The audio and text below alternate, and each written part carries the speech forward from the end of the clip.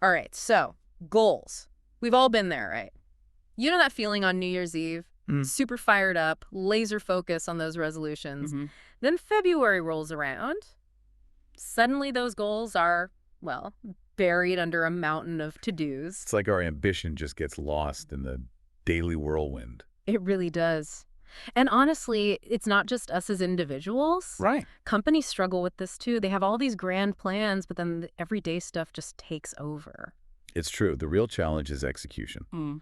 How do you actually get stuff done when you're constantly bombarded with urgent tasks? That's the million-dollar question, isn't it? And it's something we're going to tackle head on in this deep dive as we explore the 4 disciplines of execution. Oh, this is a good one. It's supposed to be like a roadmap to cut through the noise and actually achieve those wildly important goals, or WIGs as they call them in the book. And it's not about adding more to your to-do list, which, let's be real, nobody needs. Right. No one needs that. It's about being really strategic, really focused on the stuff that truly moves the needle.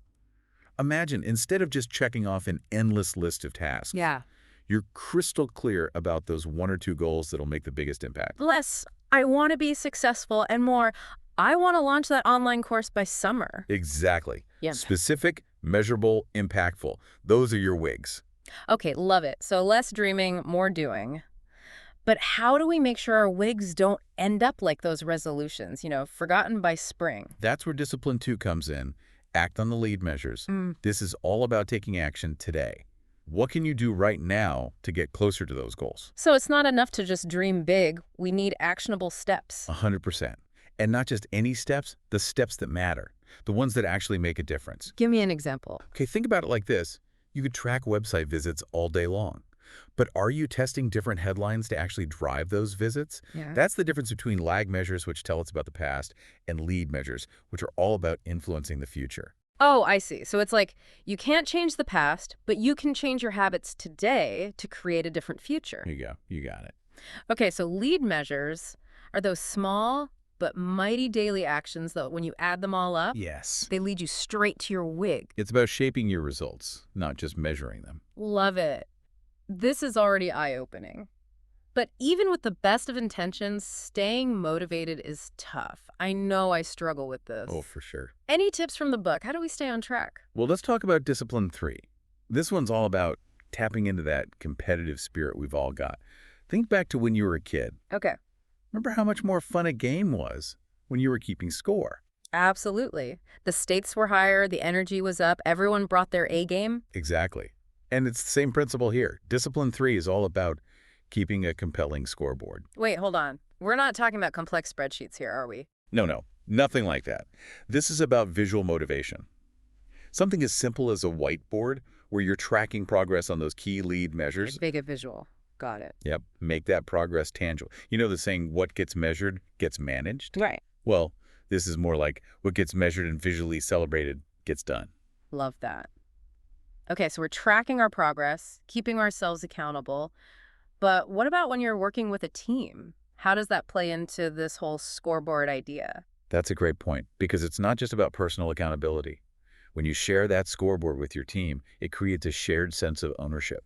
Everyone's on the same page, working towards the same goal. It's like that feeling you get when you're all cheering each other on during a big game. Exactly. And that shared energy can be incredibly motivating. This is great stuff. So we've got our WIG, our lead measures, a killer scoreboard to keep us motivated. What's next? What's the final piece of the puzzle? Well, that's where Discipline 4 comes into play. And this is where things get really interesting, because it's all about turning those individual efforts into a collective commitment. Okay, so this is where those dreaded weekly progress report meetings come in, right? Not exactly, no. It's definitely about having that regular check-in, that rhythm of accountability. Okay. But it's not about getting bogged down in the weeds, you know? Not those meetings where you're just reporting on every little thing. So less about checking boxes, more about making actual progress on the WIGs. Yes, exactly. The book calls them WIG meetings. WIG meetings. Yeah, WIG meetings. But the key here is these meetings aren't about getting sucked back into that whirlwind of urgent tasks. Right. It's more like, imagine a dedicated time each week. Okay. You and your team come together. Yeah. But you're not there to dwell on the day-to-day grind. The focus is solely on that shared WIG. That actually sounds kind of refreshing, like a mini strategic planning session. Yeah. But without the pressure of, like, a quarterly review. Exactly. It's about taking action. So you review those commitments you all made to each other the previous week. You look at the scoreboard. How are those lead and lag measures shaping up? Right. And then, this is the big one, you plan for the week ahead. So it's a constant cycle. Yes. Reflecting, adjusting, and always keeping that wig front and center. You got it. What I find really interesting is how the book emphasizes accountability to your peers, not just to a manager. Right. It's a really powerful shift. Because when you're accountable to each other, it's not about someone looking over your shoulder. It's about shared ownership. Everyone's invested in that success. Yeah, it's like you're all in it together. Exactly. The book gives this great example. It's about a valet parking company. Oh, yeah, I remember this one. They wanted to boost customer satisfaction, right? Yep. And they realized that a big pain point for customers was that wait time to get their car back. Makes sense. So they made reducing that retrieval time their lead measure. But here's the cool part. Instead of waiting for customers to call for their cars, the valet started proactively moving cars closer to the exit based on, anticipated demand. Oh, that's smart. Thinking ahead. Exactly. And it worked. It's a perfect example of how focusing on a lead measure, and then, this is key, holding each other accountable for it, can lead to really innovative solutions. Yeah. And real, tangible results. It's about working smarter, not harder. Totally. It feels like all these disciplines, they work together to create this system. Yeah. Where everyone's clear on the goal, everyone feels empowered to take action, and everyone's motivated to support each other along the way. It's about building that positive momentum. Absolutely. This has been incredibly eye-opening for me. I can imagine some listeners might be feeling a bit overwhelmed, though. Yeah, I get that. Especially if they're thinking about implementing this in a larger organization. Right. It can seem like a lot. Where do you even begin? Well, you don't have to turn everything upside down overnight. You don't have to do it all at once. The book really stresses starting small. Okay, so baby steps. Exactly. Start small and then iterate. Make adjustments as you go. You learn what works, what doesn't. So instead of tackling everything at once, Right. maybe choose one area, one team, one project where you really want to see improvement. Exactly. Perfect. Identify one wig, one team, and then you can use that as your testing ground. Okay. And as you start seeing success, you use that momentum to scale the approach to other areas of your work or even your personal life. So it's about building those execution muscles over time. Yes. That's a great way to put it. Not about perfection, but progress. 100%. I like that. It takes the pressure off. And remember, celebrate the wins along the way. That's important. Keeps the energy high. Reinforces that progress. Even small wins, they matter. Love it. This is giving me so much to think about. For our listeners who are maybe just tuning in, what are some of the key takeaways you hope they walk away with today? I think the biggest takeaway here is that we don't have to be victims of that whirlwind.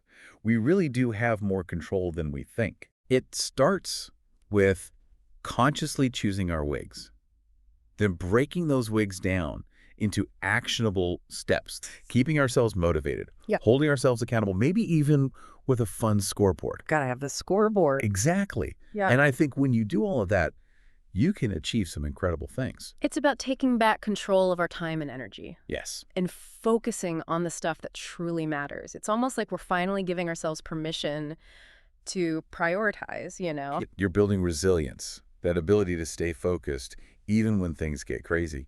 And let's face it. It happens. It happens all the time. Constantly. So as we wrap up this deep dive, what's the one thing you really hope our listeners take away from this conversation? Something they can actually use in their own lives? I want them to feel empowered. Like we all have goals, right? Right. Big ones, small ones. Dreams that keep us going. And we don't have to wait for the perfect time or for things to slow down.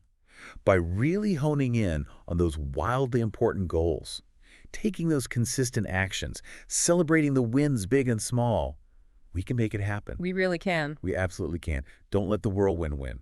This has been fantastic. Such a good reminder that we are in control. We get to choose what we focus on. We can navigate that whirlwind and achieve those things that honestly make life worth living. There you go. So good. So to everyone listening, if you're feeling stuck, if those big dreams feel a million miles away, just remember what we talked about today.